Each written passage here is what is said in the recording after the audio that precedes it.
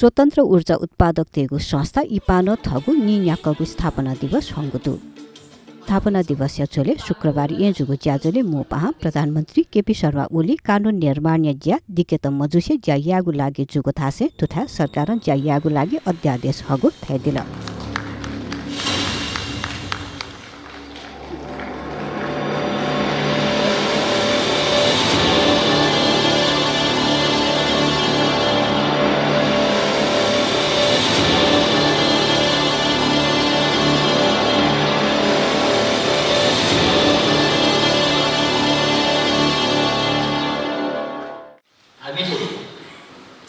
अलिक अगाडिदेखि यसलाई एउटा नयाँ मोडलको रूपमा निजी क्षेत्र आफैले गर्ने, सरकार आफैले गर्ने, निजी क्षेत्र र सरकारले गर्ने, वैदेशिक लगानीबाट गर्ने, वैदेशिक लगानी र नेपालको जोइन्ट भेन्चरको रूपमा गर्ने विभिन्न खालका मोडलहरू अपनाउँदै आयो र यहाँहरूले निजी क्षेत्रबाट पनि आफ्ना प्रयासहरू बढाउनु धेरै अप्ठ्यारो परिस्थितिमा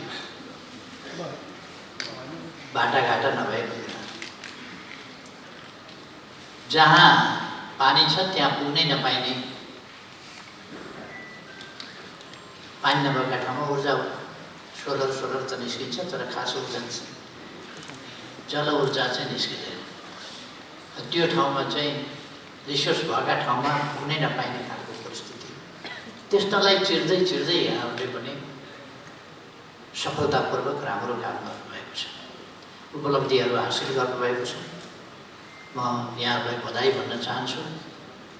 इपान र इपानसँग सम्बन्धित सबै बधाईका पात्र हुनुहुन्छ। ज्याजोले ऊर्जा जलस्रोत लिसे सिंचाई मन्त्री दीपक खड्का, इपानी अध्यक्ष गणेश कार्की, वरिष्ठ उपाध्यक्ष लिसे रजत जयन्ती मूल समारोह समिति संयोजक मोहन कुमार डाँगी नवनदी गुखा। निजी क्षेत्रले अथक प्रयासका साथ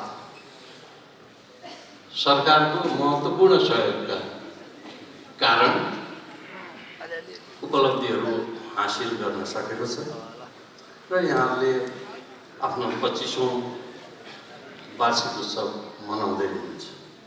यो लामो यात्राका लागि मुलुकका प्रति पुर्याउनु भएको योगदानका लागि पनि म बधाई ज्ञापन गर्न चाहन्छु र भोलिका दिनमा पनि यहाँहरू अत्यन्तै उत्साहित भएर यस क्षेत्रमा अझ बढी सशक्त काम गर्नुहुनेछ भन्ने शुभकामना पनि व्यक्त गर्न चाहन्छु।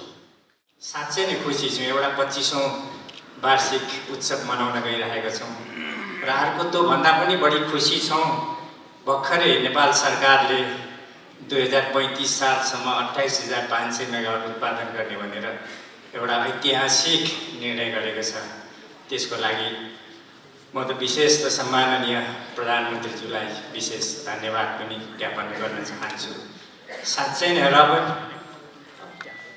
यो सेक्टरलाई अगाडि लिएर जाने र माननीय ऊर्जा मन्त्रीज्यू वास्तवमा यो क्षेत्रलाई केही बुझ्नु भएको छ र यो हाम्रो एजेन्डालाई अगाडि लिएर गइदिनु भएकोमा विशेष धन्यवाद ज्ञापन पनि गर्न चाहन्छु। अहिले नेपाल सरकारले निजी र सरकारी कम्पनीहरूलाई लगभग 47,000 मेगावाट क्षमताको अनुमोदन पत्र दिएको छ। यसमा 7,000 मेगावाट जतिका आयोजनाहरू निर्माण सम्पन्न भएका र हुन लागेका छन्।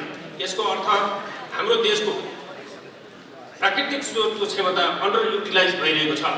बाँकी 40,000 मेगावाटको कम्तीमा Q25 अनुसार डिजाइन गर्न अनिवार्य गरी 74,000 मेगावाट क्षमता बनाउनुपर्छ। यो हामी सबैको साझा सम्पत्ति हो र त्यसकारण क्षमता मर्न हुँदैन।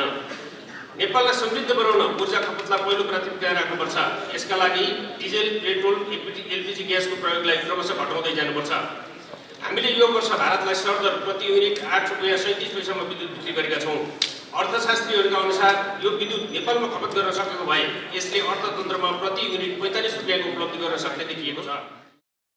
इपानो थगुनी न्याकगु स्थापना दिवस लिडिङ द इनर्जी प्रस्पेरिटी दैगु नारा नाप हंगु खा। यो ग्रुप फोटोग्राफ